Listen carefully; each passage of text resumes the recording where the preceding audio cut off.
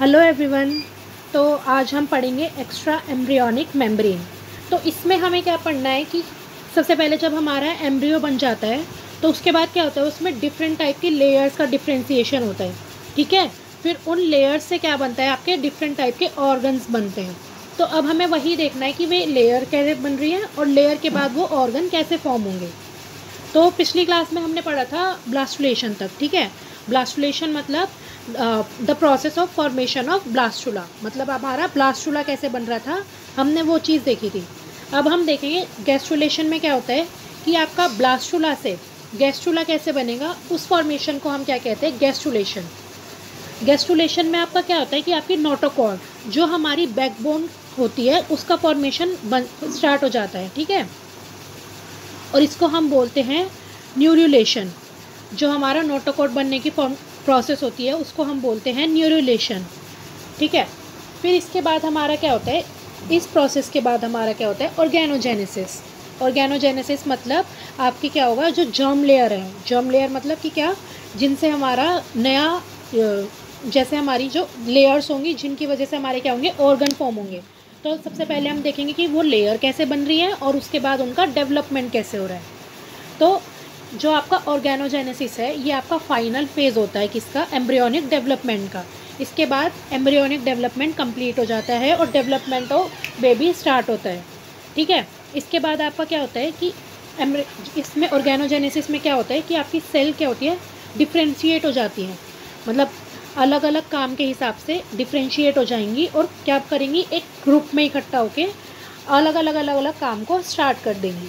ठीक है, अब जो हमारी एक्स्ट्रा एमनियोटिक मेम्ब्रेन होती है, ठीक है, ये हमारी बेसिकली एक्स्ट्रा एमनियोटिक मेम्ब्रेन होंगी। ये क्या करेंगी आपका कि एम्ब्रियोनिक टिश्यू के से क्या करेंगी, मतलब जो एम्ब्रियो के आपके टिश्यूज़ हैं उनसे डिफरेंट टाइप की लेयर बनाएंगी और वो लेयर आपकी किस में चेंज होगी, ऑर्गन्स में। तो इसमें बेसिकली 4 टाइप की जो आपकी लेयर होती है वो होंगी। सबसे पहली आपकी होगी कोरियन। कोरियन आपकी कहाँ है, ये देखो, ये आपकी कोरियन होगी। इसके बाद आपकी हो गई एमनियन। ठीक है, इसके बाद आपकी होती है एमनियन। तीसरी आपकी होगी एलेंटोइस।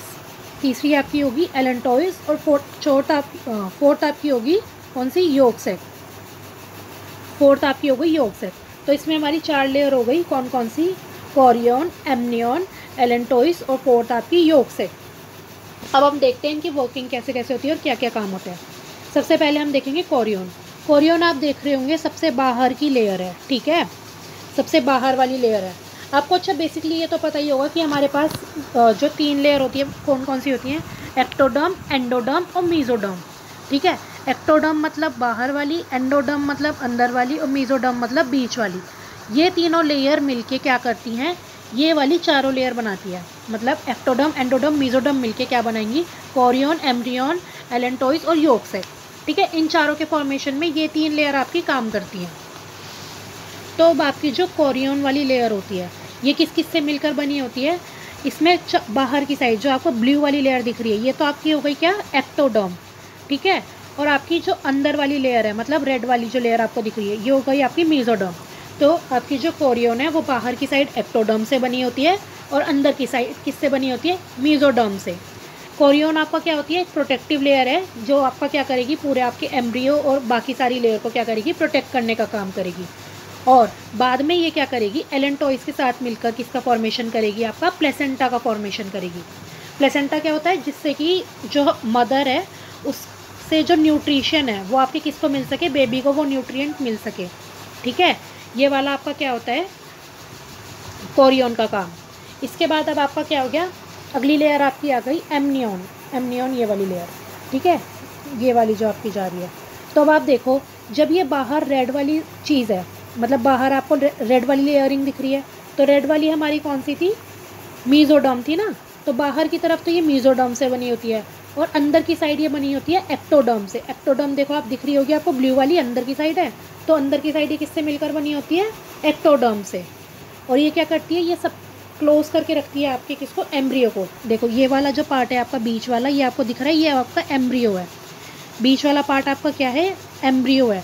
तो ये एम्ब्रियो को क्या करती है, क्लोज करके रखती है, एम्ब्रियो को प्रोटेक्ट करने का काम करती है। अब जो आपकी एमनियन वाली लेयर है और ये आपका एम्ब्रियो है, इसके बीच में जो ये कैविटी है, ठीक है, इसको हम क्या बोलते हैं, एमनियोटिक कैविटी। इस कैविटी को हम क्या बोलते हैं, एमनियोटिक कैविटी। और इस कैविटी के अंदर जो फ्लूइड भरा होता है उसको हम बोलते हैं एमनियोटिक फ्लूइड। इसके अंदर कोई भी आपकी ब्लड वेसल की सप्लाई नहीं होती है, ये केवल क्या करेगी, ये आपके जो फीटस है, ये मतलब ये जो आपका एम्ब्रियो है, इसको क्या करेगी, मैकेनिकल शॉक से, मतलब कोई भी जर्क से या फिर कोई भी आपका एकदम से झटका लगा तो उससे क्या करेगी, इसको प्रोटेक्ट करने का काम करेगी। जो आपका ये एमनियोटिक कैविटी है, इसमें मैंने आपको बताया एमनियोटिक फ्लूइड होता है, ठीक है। ये जो आपका एमनियोटिक फ्लूइड होता है, इसकी वजह से ही क्या होता है आपका सेक्स डिटर्मिनेशन, ठीक है।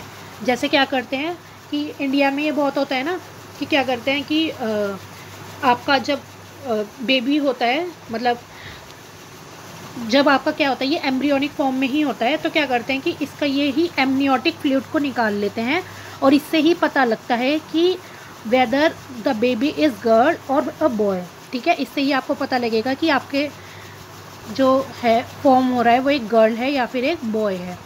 तो ये इलीगल है इंडिया में पता लगाना, बाकी कंट्रीज़ में लीगल है, कुछ कंट्रीज़ में, पर इंडिया में ये इलीगल है। और इसी टाइम पे हम जेनेटिक डिसऑर्डर्स का भी पता लगा सकते हैं कि जो आपका फीटस बन रहा है कि उसमें कोई जेनेटिक डिसऑर्डर है कि नहीं है। इसके बाद हम नेक्स्ट लेयर के ऊपर आते हैं। कौन सी है आपकी नेक्स्ट लेयर, एलेंटॉइस। एलेंटॉइस ये वाली लेयर हो गई आपकी, ठीक है, ये वाली जो जा रही है, ये आपकी क्या होती है, ये आपकी फीटस से जुड़ी होगी, मतलब आपकी एम्ब्रियो से जुड़ी हुई होती है। और इसके आपको बाहर दिख रहा होगा कि बाहर का आपका कौन सा है, आपको बाहर रेड वाली कवरिंग दिख रही है, तो बाहर इसके है मेसोडर्म और अंदर इसके है एंडोडर्म। येलो वाली कवरिंग हमारी कौन सी है, एंडोडर्म, तो इसके अंदर की साइड कौन सी कवरिंग है, एंडोडर्म। ये क्या करती है आपके, जब फीटस का एक्सक्रीशन, रेस्पिरेशन या फिर न्यूट्रिशन, इन सब में काम करती है। अब वो कैसे करेगी ये सब में काम, कि जो आपका फीटस होता है, ठीक है, जब आपका ये फीटस होता है तो इसका क्या होगा, जो भी इसकी प्रोसेसेस होंगी, मतलब रेस्पिरेशन, न्यूट्रिशन, ठीक है, एक्सक्रीशन, ये जो भी सारी प्रोसेसेस होंगी, ये कहाँ पर होती है आपकी, ये मदर के थ्रू होती है। तो ये आपका प्लेसेंटा के दो पार्ट होते हैं, एक तो ये आपका मदर वाला पार्ट हो जाएगा, ठीक है, ये आपका हो जाएगा फीटस वाला पार्ट। तो फीटस वाला पार्ट क्या करता है कि मदर वाले पार्ट से न्यूट्रिशन ले लेगा, ठीक है, मदर वाले पार्ट से क्या ले लेगा, ऑक्सीजन ले लेगा, ऑक्सीजन आई तो ये मदर वाले पार्ट से मिल गया, न्यूट्रिएंट्स आए, ये भी मदर वाले पार्ट से मिल गए। पर जो इसका फीटस का एक्सक्रीटरी सब्सटेंस भी तो निकलेगा, तो वो क्या करेगा, वो ये मदर वाले पार्ट को पास कर देगा, और ये मदर वाला पार्ट क्या करेगा कि ये बाहर ब्लड से फिल्टर होके कहाँ चला जाएगा, आपका बॉडी से बाहर चला जाएगा, ठीक है। तो आपका फीटस क्या करता है, मदर से क्या करता है, आपका रेस्पिरेशन, एक्सक्रीशन और न्यूट्रिशन सारा किसके थ्रू होता है, मदर वाले पार्ट से। अब आपकी ये क्या होगा, एमनियोटिक मेम्ब्रेन जो है ना, ये पूरी, सॉरी, एलेंटॉइस जो है ना आपकी, ये पूरी क्या होगी, ये पूरी ऐसे करके कवर कर लेगी, और ये क्या करेगी, बाद में आपका जाके किससे फ्यूज़ हो जाएगी, आपकी कोरियन से, और कोरियन से फ्यूज़ होने के बाद क्या बनाएगी, ये एलेंटोकोरियन मेम्ब्रेन, ठीक है, वो क्या करती है, आपकी प्लेसेंटा बनाती है। ये आपकी कोरियन और एलेंटॉइस मिलके क्या बनाएंगी, ये आपकी प्लेसेंटा बना देंगी, और प्लेसेंटा क्या करेगी कि ये न्यूट्रिशन, ऑक्सीजन वगैरह ये सब कुछ किससे लेगी, मदर वाले पार्ट से लेगी। अब आपका लास्ट पार्ट है इसमें योक सैक। ये जो आपको दिख रहा है ये वाला पार्ट होगा आपको योक सैक, ठीक है। ये क्या होता है, अब इसमें भी आप देख सकते हो कि आपका क्या है, जो आपकी मेसोडर्म है वो तो बाहर की तरफ है, मतलब रेड वाली लाइनिंग तो आपको बाहर की तरफ दिख रही है, और आपकी जो क्या है, एंडोडर्म, एंडोडर्म आपकी अंदर की साइड है, ये आपको एंडोडर्म दिख रही है अंदर की साइड, ठीक है। ये क्या होता है, ये डायरेक्टली अटैच होता है आपके एम्ब्रियो के, जैसे कि आपकी एलेंटॉइस भी डायरेक्टली एम्ब्रियो से अटैच है और योग भी आपका एम्ब्रियो से अटैच है। और ये क्या करता है, यहाँ पे ब्लड का फॉर्मेशन होगा, फीटस के ब्लड का फॉर्मेशन होगा, जब तक कि क्या हो, इसके ऑर्गन डेवलप नहीं होते। मेनली जो 6th वीक होता है उसमें ऑर्गन डेवलप हो जाते हैं, तो उसके बाद क्या होगा, फीटस के अंदर ब्लड का फॉर्मेशन होगा। पर जब तक फीटस के अंदर नहीं स्टार्ट होता, आपका कहाँ पर होगा, योक सैक में ब्लड का फॉर्मेशन होगा, ठीक है। ये योक सैक आप इजीली देख सकते हो एग में, एग आपका ऐसा होता है ना, और इसके बीच में आपका क्या होता है, ये जो येलो वाला पार्ट होता है ना बीच में, बीच का जो ये आपका येलो वाला पार्ट होता है, ये आपका क्या होता है, योक सैक, ठीक है। बाहर की साइड वाइट वाला पार्ट होता है, ठीक है, और बीच में आपका जो येलो वाला पार्ट होता है दैट इज़ योक सैक। तो नेक्स्ट चीज़ अब हमारी क्या है, हाँ, आपकी जो ये एलेंटोइस, ये भी तो आपकी डायरेक्टली जुड़ी हुई है ना, किससे? आपकी डायरेक्टली इससे जुड़ी हुई है। तो इसका क्या यूज़ है कि ये डायरेक्टली इससे जुड़ी हो, क्योंकि ना ही तो आपकी कोरियन जुड़ी हुई है डायरेक्टली और ना ही आपकी एमनियन डायरेक्टली जुड़ी हुई है, पर आपकी केवल एलेंटोइस डायरेक्टली जुड़ी हुई है। एलेंटोइस आपकी इसलिए डायरेक्टली जुड़ी हुई है क्योंकि ये क्या है, प्लेसेंटा का फॉर्मेशन करेगी, और प्लेसेंटा क्या करता है, न्यूट्रिशन और आपका ऑक्सीजन को लेता है, ठीक है। तो ये क्या करे, फिर ये क्या करेगी, ये डायरेक्टली आपको कहाँ देगी, ये चीज़ें आपको डायरेक्टली फीटस में प्रोवाइड कराने के लिए ये एलेंटोइस फीटस से जुड़ी हुई होती है, ठीक है। ताकि ये जो आपका ऑक्सीजन है प्लस न्यूट्रिएंट्स हैं, ये आपके डायरेक्टली किसको मिले, आपके फीटस को मिल जाए। इसी वजह से आपकी एलेंटोइस जुड़ी हुई होती है। और योग से किस लिए जुड़ा होता है, क्योंकि यहाँ पे क्या होता है, अप टू 6 वीक किसका फॉर्मेशन होता है, ब्लड का फॉर्मेशन होता है। तो आज बस इतना ही था। Thank you.